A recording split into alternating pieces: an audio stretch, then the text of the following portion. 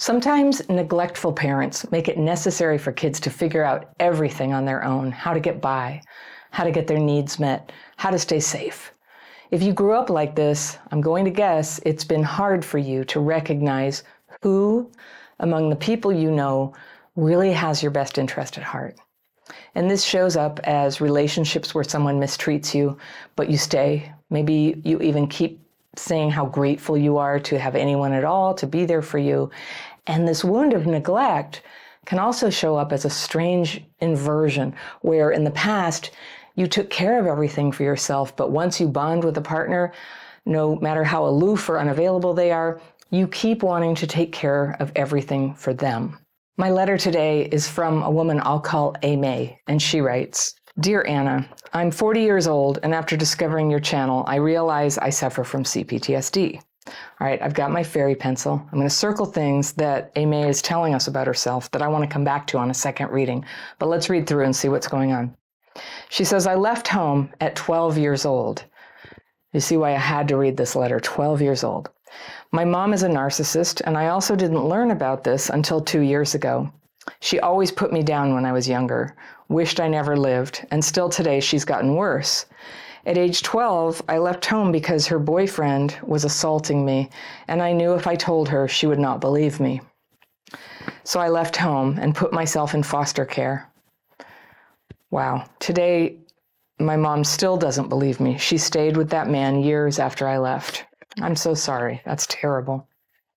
I found a foster home where I felt safe, and I didn't think I needed therapy, and I felt like I could heal myself. I get it.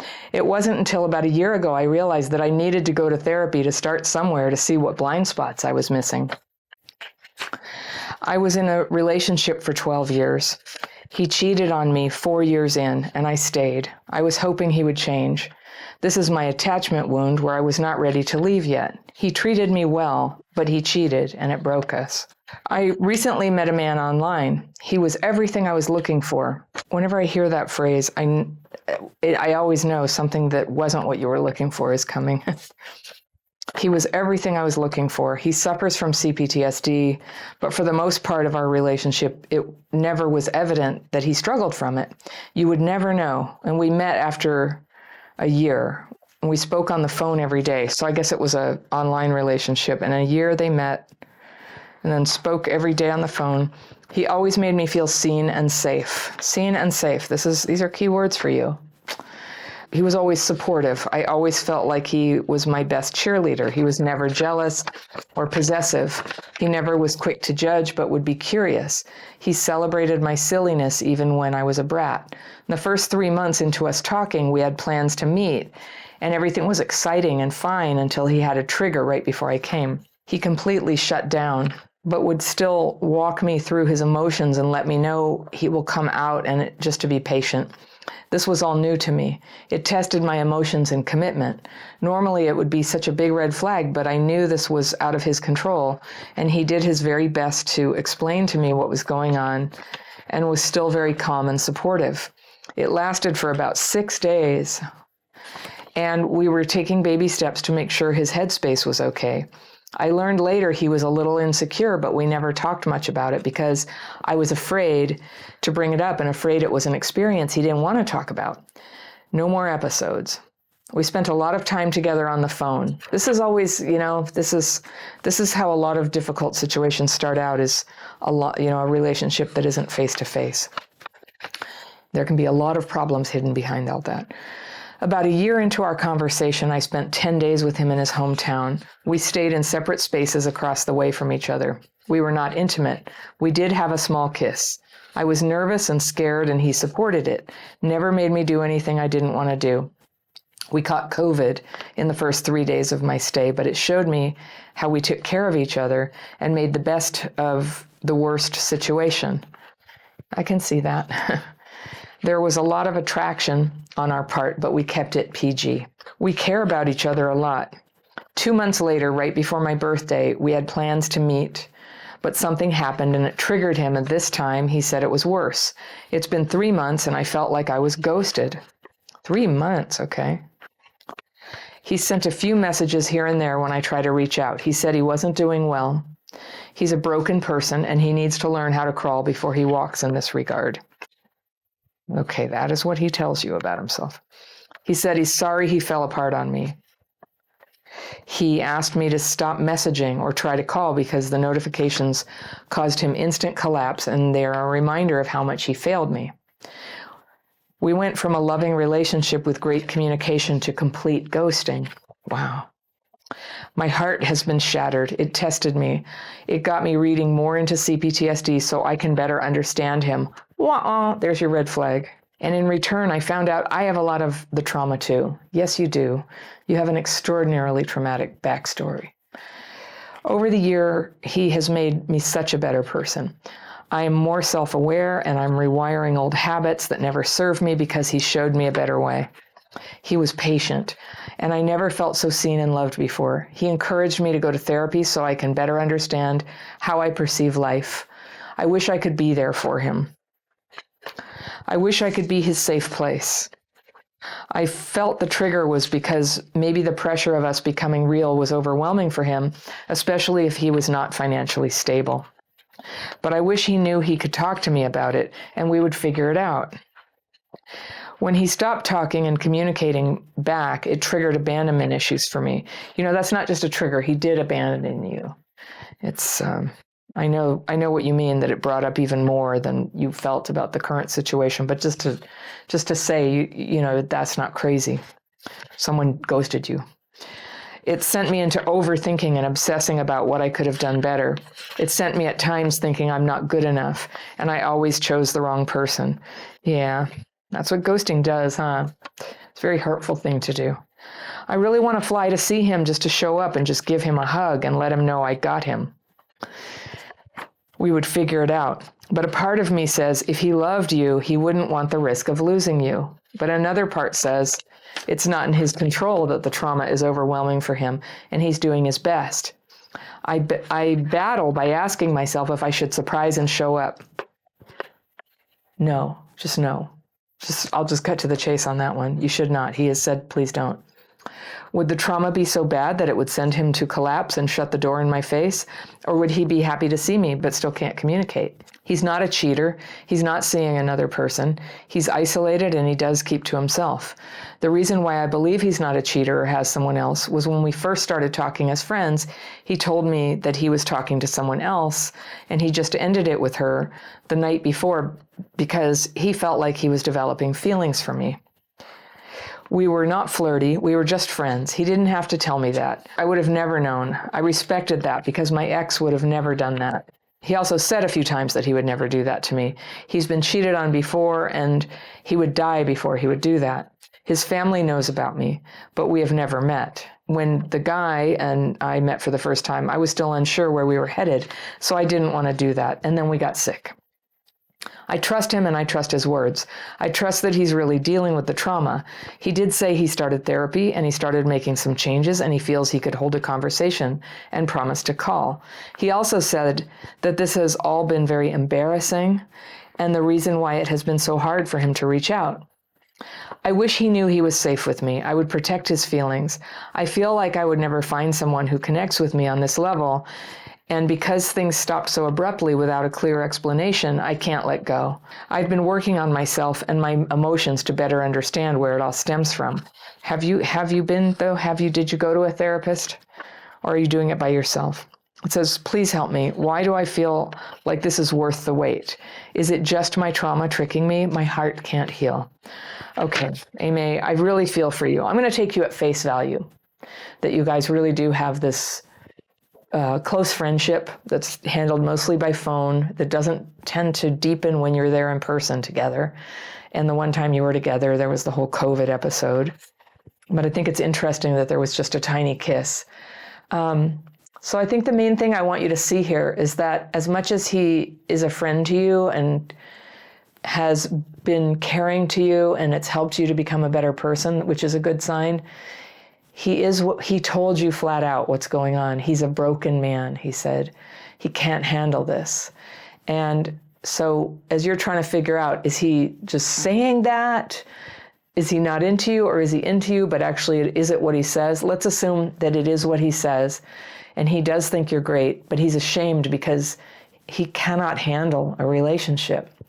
And what I want you to do, because you have all this concern for him, I just want him to know that I'm his safe person and we can work it out. And those are very appropriate feelings for somebody who is there for you mutually, where there's a history of being there for each other mutually. So you guys didn't have a chance to form that. It hasn't formed. It seems like it won't.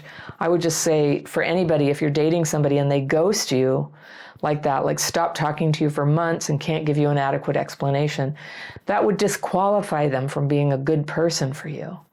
And the only thing that would change that is some time and them like demonstrating that they've done something quite radical to change, and they pursue you and they say, I really want to try again with you. Here's what was going on. Here's why I think it can be different this time. And, you know, when somebody is having to pull away from us for their own sake, it's so, because of how you feel, it's so easy to picture how that would be if you both were treating each other that way. You could just show up at his house. You could just tell him, look, I got you. But he doesn't want you to got him, is what's wrong. He can't deal with it. And that's assuming everything he says is honest. And who knows? I'm sure people in the comments will have speculation about what's really going on with him, but I will take you at face value that he's just broken. And I promise you, you can't have a relationship with somebody who can't handle staying continuously connected. That will not work. So he's been a friend to you. He's been a friend who has to pull away. And it's not clear to me like how he feels about the fact that you have romantic feelings for him, or if those are returned. You hadn't been totally clear about that, but I'll just assume, that it was there and it got pulled away from you. So that's an ending. That's an ending from somebody who doesn't have the resources or the knowledge about how to be very straightforward about it and just say, I'm not doing this anymore. I can't do this. For whatever reason he has, let's assume the reasons he says, he can't do it. And he clearly thinks well of you and wants you to be happy. And we all want you to be happy. And for you to have a happy relationship, it's going to have to be with somebody who can be with you. This is like the core criteria for, is somebody going to be a good partner for you, is, can they be with you? Will they be with you? Is that what they're signing up for? Like if they're actually with somebody else or they can't deal with people, they cannot be with you. That's just a fact. It's a logistical fact. There's no happiness in that. So as much as when it was going well, it brought good into your life, now it's bringing you pain and anxiety. And what I just think, and I probably would have done the same thing that you've done, but since I'm not you and I'm not going through this right now, I can give you the perspective of somebody on the outside. That I just think with you had a egregiously bad childhood. I can't even believe you had to get yourself in foster care at 12. I've never even heard of anything so Dickensian. That's quite terrible, but it's also incredibly formidable of you.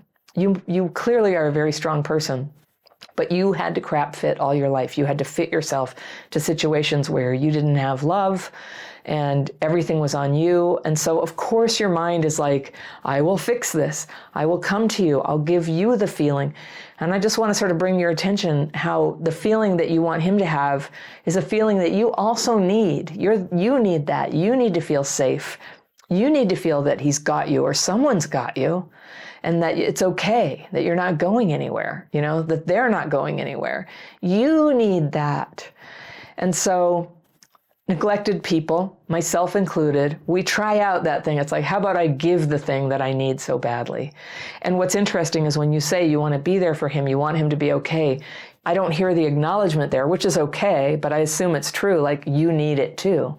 So that you want to be loved, you want to have companionship, you want to get on with your life in the presence of the person you love, of course. So this is sad. This is a sad one. And it doesn't seem like flat out mistreatment to me. I think you read this correctly. He's giving you what he can and he's withdrawn because he has to, but therefore that makes him not a good match. It's just not a good match. So some people stay friends after a relationship. With you and your abandonment wounds, I'm just going to tell you right now, it's unlikely that you can find emotional peace trying to stay friends with somebody you're in love with. It tends to create, never-ending turmoil, longing, pain, and a deep emotional unavailability that makes it impossible for somebody else to find you, who would love you and would want to be there for you and, live with you, marry you, live life with you, and enjoy everything about you. I wish that for you. And I hope you can find your way towards being free and emotionally available for this. Sometimes we have to let go the most dear friends in the name of our healing. So, well, you don't have to do anything, but I'm just going to put that in front of you, that this sounds like a very hard one to keep holding on to. When a relationship has been causing pain, or the absence from somebody has been causing pain, it can be very hard when you were neglected as a kid to go ahead and open the door to it feeling even worse, to just step right into that abandonment wound. It can feel like you're going to die. And that's called abandonment melange. And people who are actually abandoned, which you were, get it pretty bad. And it's more than average people feel. I'm sure you've noticed that. The level of grief and anger and panic is more than most people feel. And so when we feel abandoned or the end of a relationship arrives, a lot of us who have that, we've had to sort of like hide and act normal because we know like we're taking it harder than the average person. But one thing that can help bring that back into like just like regular level grief and panic and anger is just to be able to tell yourself, oh, this is abandonment melange. This is a thing that traumatized people feel, that people who were literally abandoned when they were young have this, it's a kind of emotional flashback. And it's beyond your control, but part of you can still stay conscious that it's happening. If you can just say to yourself, oh, I'm having abandonment melange, it can bring the intensity down of those feelings back down to the bearable level. Everybody gets their heart broken sometimes. Everybody has to do scary steps away from relationships that used to be stable. That's kind of part of life. It is harder for us. It's really good to have support, if you can get that, to have tools and support. And what I want to leave you with is a form of support, these tools that I used to deal with my intense emotions when I had to let go of all the pointless and painful relationships when I finally began to heal from my trauma. And I call it the daily practice. It's 2 very simple techniques. I can teach it to you in less than an hour. It's a free course. Lots and lots of people have taken it. And if you take it, you'll get emails inviting you to free Zoom calls with me. I do them every 2 weeks, and my team does them in the in-between weeks. They're always free. And you can come use the techniques together with other people who need the techniques, who relate to you. It's pretty wonderful.